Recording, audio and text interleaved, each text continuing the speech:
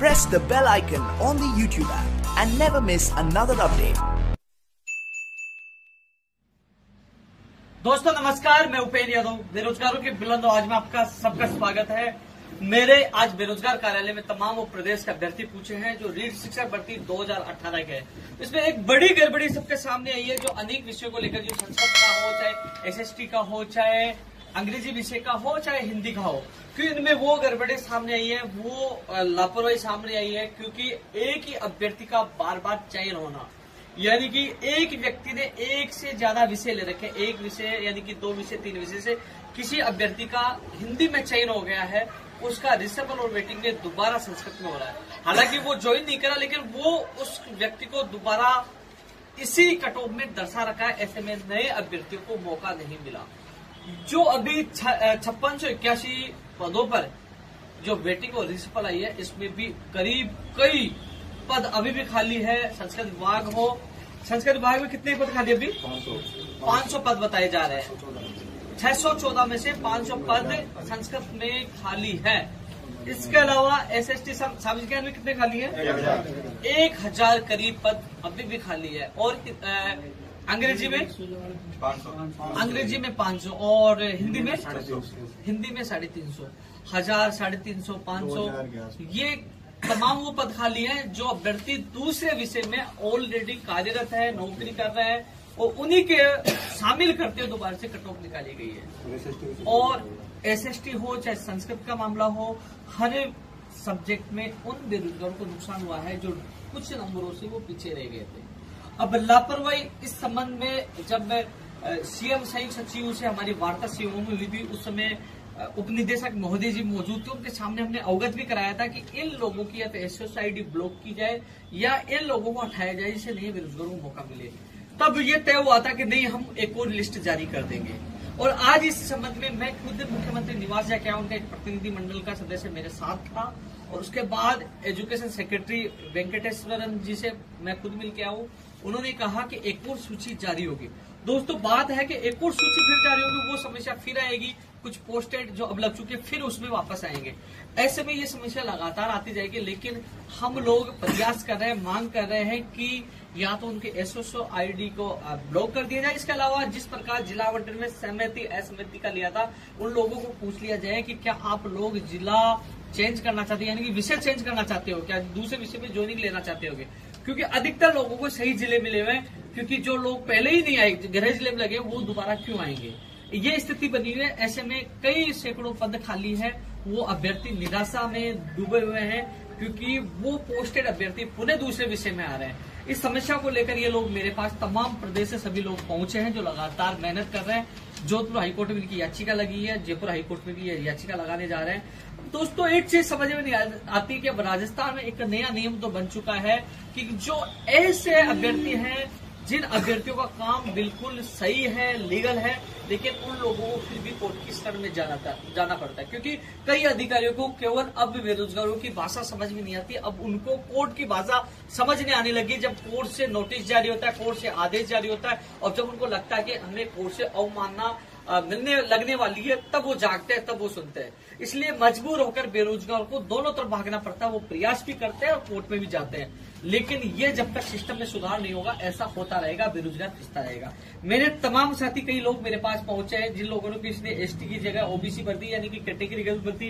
किसी ने नेट जो उसने मित्र वाले ने गलती से उसको स्पोर्ट्समैन बना दिया, जबकि उसकी कैटेगरी में नंबर। कोई छोटी छोटी विसंगतियों को लेकर भी काफी लोगों को बाहर कर दिया गया। अभी कई अभ्यर्थी मेरे पास वो भी पूछे थे कि उनके नंबर ज्यादा थे, गलती से उन्होंने कम नंबर भर दिया, जबकि ज्यादा नंबर की वजह से वो ओबीसी नहीं, जनरल में भी फाइट कर रहा है। तो तमाम छोटी छोटी गलतियों को अधिकारी उनको नकारते हैं, वो कोर्ट में जाते हैं। कोर्ट में जाने के बाद फिर अवमानना जब लगती है तो वो लोग उसको लेते हैं। तो ऐसे में अधिकारी पहले ही उन लोगों को ले लिया जाए तो कहीं ना कहीं न तो उनका पैसा बर्बाद होगा, न समय बर्बाद होगा, न मानसिक प्रताड़ना का सामना करना पड़ेगा। यही स्थिति इस रीट शिक्षक भर्ती 2018 लेवल 2 में है कि जो अभ्यर्थी पहले से पोस्टेड है, उनको दोबारा उन लिस्ट में डाला जाता है, बार बार डाला जाता है। ऐसे में जो कई महीनों से इंतजार कर रहे हैं, जो उनके सपने साकार होने से वंचित हो जाते हैं, क्योंकि पोस्टेड अभ्यर्थी को पुनः दूसरे विषय में उनका सूची में नाम डाल दिया जाता है। अब हम सब मिलकर एक प्रयास कोर्ट के माध्यम से भी कर रहे हैं और प्रयास सरकार के माध्यम से कर रहे हैं। माननीय मुख्यमंत्री जी को ओएसडी से सुबह भी मुलाकात हुई है। मुख्यमंत्री महोदय जी से मैंने समय मांगा है रीट लेवल प्रथम के वेटिंग और रिसफल को लेकर, इनकी समस्या को लेकर, और जो संस्कृत विभाग की 2017 की जिनकी वेटिंग जो आनी थी उनको लेकर। इसके अलावा 2016 में भी साइंस में तो अंग्रेजी के जो अभ्यर्थी मेरे से मिलकर गए थे, तमाम विषयों को लेकर और मैं मुख्यमंत्री से समय मांग रहा हूं। तो मार्च में समय नहीं मिलेगा, आज उनके ओएसडी साहब ने बताया कि अप्रैल में आप लोगों को समय दिया जाएगा। लेकिन दोस्तों, समय के साथ ही हम लोगों को एक चीज को लेकर हमें पूरी ताकत के साथ हमारी बात रखनी है माननीय मुख्यमंत्री जी के सामने, क्योंकि अभी तक जब भी हम उनके सामने गए तो कहीं न कहीं बेरोजगारों को राहत मिली है, उनका काम हुआ है। आप एजी साहब को उतारना देख लीजिए, व्याख्याता भर्ती का परीक्षा आगे बढ़ाने का मामला देख लीजिए, साइंस में 26,000 की ज्वाइनिंग, एजी जोधपुर, तमाम या सुप्रीम कोर्ट, तमाम जगह जब भी हमने सहायता मांगी, चाहे कैलेंडर जारी कर, हर जगह सरकार ने हमारा साथ दिया है। हम उनको धन्यवाद ज्ञापित करते हैं। लेकिन साथ में ही हम लोगों को एक बार फिर मुख्यमंत्री जी से मिलने के लिए हम जाएंगे तो हजारों की संख्या में जाएंगे, और सबसे बड़ी बात ये रखी जाएगी, कहीं न कहीं जो जानबूझकर लापरवाही कर रहे हैं इन अधिकारियों को भी सबक सिखाया जाना चाहिए। उनको सबक नहीं सिखाएंगे तो बार बार गलतियां करेंगे। इन गलतियों को लेकर मैंने उनको पहले भी समझाया था कि ऐसा रहा तो ऐसे कई अभ्यर्थियों को मौका नहीं मिलेगा, और वो विसंगति इस भर्ती में पुनः देखने को मिली है।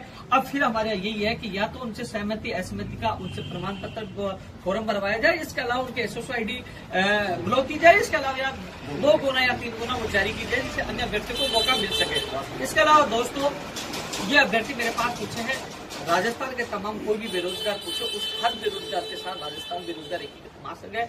मैं तमाम युवाओं को, जो और भी अभ्यर्थी घर बैठे हैं, ये लोग संघर्षशील है, उन लोगों को इतना ही कह सकता है, इन लोगों को भी मैं विश्वास दिलाना चाहूंगा कि आपके लिए मैं पूरी ताकत लगा दूंगा, चाहे मेरी जान भी दांव पे लगानी हो मैं लगाऊंगा, लेकिन मैं पीछे नहीं हटूंगा। आज भी मैं एजुकेशन सेक्रेटरी से मिलकर आया हूं, उन्होंने ये तो सहमति दे दी कि एक और सूची जारी होगी।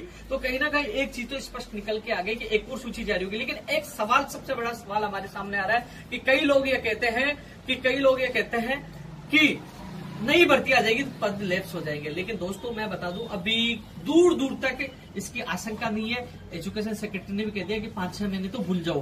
तो कुल मिलाकर कोई भर्ती नहीं आने वाली, इसलिए आप न सोचो कि नई भर्ती से आने तो डीओपी का सर्कुलर लागू हो जाए, हमारे पास लैप्स हो जाए। डीओपी का सर्कुलर क्या कहता है मैं बता दूं। डीओपी का सर्कुलर यही कहता है कि यदि पुरानी भर्ती के पद है और नई भर्ती आ जाए, उसकी काउंसलिंग हो जाए, तब पुराने पद लैप्स। काउंसलिंग से पहले भी वेटिंग और रिसफल आ सकता है। कई लोगों को अधूरा ज्ञान है, लंबे फेंकते हैं, लेकिन ज्ञान नहीं तो ये वीडियो जरूर देखें। लेकिन इतना जरूर मैं बता दूं दोस्तों, कानूनी प्रक्रिया के साथ साथ सरकार पे पूरा दबाव बना रहे हैं।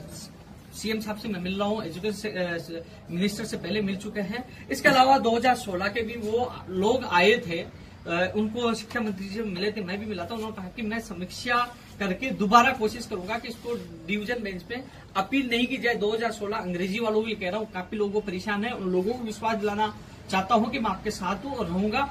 एक बेरोजगार के मैं साथ हूँ। 2016 के साइंस में के अभ्यर्थी हैं उनके भी, और इसके अलावा संस्कृत विभाग 2017 की उसकी याचिका भी लग चुकी है। और जो सुभाष गर्ग साहब ने एक बात कही थी कि मैं डिवीजन बेंच में इसको अपील नहीं करूंगा, तो कहीं ना कहीं उनका भी रास्ता खुलेगा। मैं तमाम अभ्यर्थियों को यही विश्वास दिलाना चाहूंगा कि उपेन्द्र यादव आपके साथ 24 घंटे है। इसके अलावा रीट लेवल प्रथम के अभ्यर्थियों को यही कहना चाहूंगा वेटिंग और रिसफल के लिए, क्योंकि हम सब मिलकर जब मुख्यमंत्री जी हमें समय दे तो हम सब लोग वहां पूछेंगे। हालांकि अभी मेरी जो सचिव एजुकेशन सेक्रेटरी से बात हुई, निदेशक मोदी जी से बात हुई, तो इन सब लोगों की जो कहने का मतलब और जो इच्छा है, ये चाहते हैं कि लोकसभा चुनाव के बाद रिसफल और वेटिंग आए, लेकिन हमारा प्रयास है पहले आए। इसलिए मुख्यमंत्री जी से आज मैं खुद सीएम ओएसडी से मिलकर आया था। उन्होंने ये कहा था कि हाँ, हम दस्तावेज सत्यापन तक आपका काम करवा देंगे। तो हम लोगों के दबाव प्रयास करके मुख्यमंत्री जी के सामने अपनी बात रखकर कम से कम हमारा रिजल्ट जारी हो और प्रक्रिया पूरी हो, चाहे ज्वाइनिंग लोकसभा चुनाव के बाद मिल जाए, लेकिन लेवल फर्स्ट की होनी चाहिए। लेकिन तमाम ये लोग और पूछे, उन लोगों को इतना ही विश्वास दिलाना चाहूंगा कि आपके साथ मैं हूं। मैं आप लोगों से वादा करता हूं कि जहां तक संभव होगा मैं आपका पूरा साथ दूंगा। पूरा साथ नहीं, आप लोगों की एक और लिस्ट जारी करवाकर आपको स्कूल में भेजने का काम हम सब मिलकर करेंगे। भैया, आप लोगों को मैं विश्वास दिलाता हूं। इसके अलावा 2016 वाला मैंने बता दिया, 17 वाला संस्कृत वाला बता दिया, लेवल फर्स्ट का भी बता दिया। ये तमाम रिसफल और वेटिंग के बारे में चर्चा है, क्योंकि मैं इन लोगों की बात कहूंगा दूसरे कमेंट आएगा मैं भूल गया। मैं भूला नहीं हूँ। ये लोग मेरे कार्यालय में पूछे हैं, प्रदेश भर के अलग अलग जिलों से आए हैं। जो लोग पूछते हैं उनकी आवाज में बुलंद करने का काम करता हूँ। उनकी आवाज उठाने का काम करता हूं। मैं खुद सीएम हाउस जाके आऊं और सबकी बात रखी और सेक्रेटरी साहब से मिलके आऊं। लेकिन इतना कह सकता हूं दोस्तों, नई भर्ती को लेकर आप विचलित न हो कि पद लेप्स नहीं होंगे। दूसरी बात, आपकी सूची जारी होगी, ये तय हो चुका है, एजुकेशन सेक्रेटरी ने कह दिया है। इसके अलावा एक चीज और मैं बता दूं, दूसरी सूची के बारे में आज से कई महीनों पहले जब सीएमओ में हमारी मीटिंग हुई थी तभी तय हो चुका था। जब उप निदेशक महोदय चारण जी वहां मौजूद थे, संयुक्त सचिव वहां मौजूद थे, तो हमने एक ही बात रखी थी। तमाम 2-3 लोग, राजेंद्र जी 2-3 लोग मेरे साथ शामिल थे। हमने कहा था कि पोस्ट के अभ्यर्थी अभी भी आएंगे, दोबारा भी आएंगे। उन्होंने कहा था कि ये दोबारा भी आएंगे तो दोबारा एक और सूची जारी कर देंगे। तो सूची एक और जारी होगी। कोशिश रहेगी कि जो तमाम जो लोग वंचित रहेंगे उनका नंबर आए, उनका भविष्य बने। मैं आप लोगों को विश्वास दिलाता हूँ। कई लोग मुझे कह रहे थे कि आप वीडियो में बोलो विश्वास दिलाता हूँ, तो मैं आपको खुले में कह रहा हूँ, मैं किसी का नहीं हूं, न कांग्रेस न बीजेपी का, मैं बेरोजगारों का हूं। लेकिन यह भी तय है कि जब भी हम लोग अब ऐसा अपने आप को ऐसा महसूस कर रहे हैं कि ये सरकार आने के बाद कहीं न कहीं हम लोगों को राहत मिली है। माननीय मुख्यमंत्री जी के पास गए, शिक्षा मंत्री जी के पास गए और उप मुख्यमंत्री जी के पास गए, तो उन्होंने हमारी मांगे भी सुनी है और उन्होंने अच्छा रेस्पॉन्स भी दिया, मान सम्मान भी दिया। इसलिए मैं पूरी सरकार को धन्यवाद देना चाहता हूँ। सरकार हमारे साथ है तो हम सरकार के साथ भी रहेंगे, जिंदाबाद बोलेंगे, क्योंकि सरकार का अहम योगदान होता है, क्योंकि सरकार का साथ हमें चाहिए। क्योंकि लोकसभा चुनाव चाहे आगे हो, लेकिन 5 साल यही सरकार रही और इसी सरकार से हमें काम करवाना है। इसलिए हम सब सरकार के साथ है, सरकार से मिलकर हम सबका काम करवाना है। आप लोगों को इतना कह सकता हूं कि आप लोग जब जब मुझे याद करोगे, आपके साथ में हूं। इस वीडियो में अंतिम मैं मैसेज ये देना चाहूंगा कि आप लोगों को जब जयपुर बुलाया जाए, मुख्यमंत्री जी से समय मिले, चाहे रीट शिक्षक भर्ती 2016 साइंस में अंग्रेजी वाले हो, चाहे रीट शिक्षक भर्ती 2018 लेवल प्रथम के सफल वेटिंग वाले हो, चाहे आप लोग जो रीट लेवल 2 के जो वंचित रह गए, संस्कृत, सामाजिक ज्ञान और हिंदी की अंग्रेजी जो भी अभ्यर्थी है वो हो, तमाम लोगों को एक साथ जयपुर पूछना है, मुख्यमंत्री जी के सामने अपनी पीड़ा रखनी है और साथ में अपनी बात रखकर अपना काम करवाना है। आप लोगों को केवल इंतजार करना जयपुर आने का। जब भी समय होगा, जब भी मुझे समय मिलेगा उनसे, मैं आप लोगों को अवगत करा दूंगा। एक साथ आप लोगों को पहुंचना है। इस संबंध में आप लोग पूछे, आप कुछ कहना चाहते हो? कोई लोग इसमें से बोलना चाहते हो? नहीं, आएंगे हम, जब आप बुलाओगे तो हम उस टाइम आएंगे। एक बार आप ऑडियो डाल दोगे या वीडियो डाल दोगे तो हम सब लोग आपके पास आने के लिए तैयार हैं। और SST संस्कृत वाले जो ये मुद्दा सबसे बड़ा है, क्योंकि पहले तो 612 सीटें थे, उसमें से सारी की सारी अभी तक खाली पड़ी है। 2 बार रीसफल आ गए, वेटिंग आ गई, उसके बाद भी 500 सीटें खाली है। और कोई भी डिस्ट्रिक्ट में यानी जिले में जाके आप देख लो, कोई ज्वाइनिंग लेने नहीं जा रहा है संस्कृत में। यही हाल है हर जगह, यही SST में है। और मैं ये चाहता हूँ कि 2 या 3 गुना वेटिंग लिस्ट जारी करवाया जाए बस इसमें। और इसमें हमें उपेन भाई का साथ होने का सहयोग जरूरी है और हम इनका साथ देने के लिए हर पल तैयार रहेंगे। बुलाएंगे तब हम आ जाएंगे। दोस्तों, ये लोग वो पीड़ित लोग हैं जो लगातार मेहनत कर रहे हैं। आपने इनका चेहरा भी देखा होगा, इनका तो ओवरेज पे चल रहा है। तमाम लोग वो पीड़ित है। इनके साथ ही कई लोगों का नंबर आ चुका है। लेकिन जिस प्रकार समाज में, अपने परिवार में और गांव में कई बार कहते हैं कि आपका नंबर क्यों नहीं है, कई बेरोजगारी, कई चीजों का सामना करना पड़ता है। एक पीड़ा होती है, एक दिल में एक ठेस पूछती है कि हाँ, कि मैं योग्य होकर अयोग्य हो रहा हूं। क्योंकि योग्य इसलिए है कि कई सीटें आज भी खाली है, उन सीटों पे इनका नंबर आ सकता है। लेकिन मेरा प्रयास रहेगा कि इनकी चेहरों पे जिस प्रकार 26,000 हो, जिस प्रकार कमलेश मीनामी के अलावा लेवल 2 के हों, जिन लोगों से जितना वादा किया वो पूरा किया, उनके चेहरों पे खुशियां लाने का वादा किया। मैं विश्वास दिलाता हूं कि मेरा प्रयास रहेगा दूसरी सूची निकलवाकर आपके चेहरों पे खुशियां लाने के। आप कुछ कहना चाह रहे हो? मैं कहना चाहूंगा कि मैं आपको एक उदाहरण देना चाहता हूं कि संस्कृत में गवर्नमेंट ने 614 पदों पर विज्ञप्ति जारी की थी। उसमें से 612 पदों पर उन्होंने पहली चयन सूची जारी की, जिसमें से 526 पद खाली रहे और 86 पदों पर ही पोस्टिंग हो पाई है। और अब जो 526 पे रीसफल और वेटिंग किया है, उसमें से भी लगभग 500 प्लस पद खाली है। तो उपेन भाई जी ने हमको बता दिया है कि ये लिस्ट 100% आने वाली है, तो काफी पदों पर 500 प्लस आएगी। और हमें सबको मिलकर उपेन भाई का साथ देना। उपेन भाई ने बता नहीं दिया, साथ आपको देना। प्रयास मेरा रहेगा और प्रयास सफल भी रहेगा। आज तक जितने प्रयास किए वो सफल रहे। आपका सहयोग रहा है तो 100% होगा। मैं सीना ठोक के आपको कह रहा हूँ, आपके साथ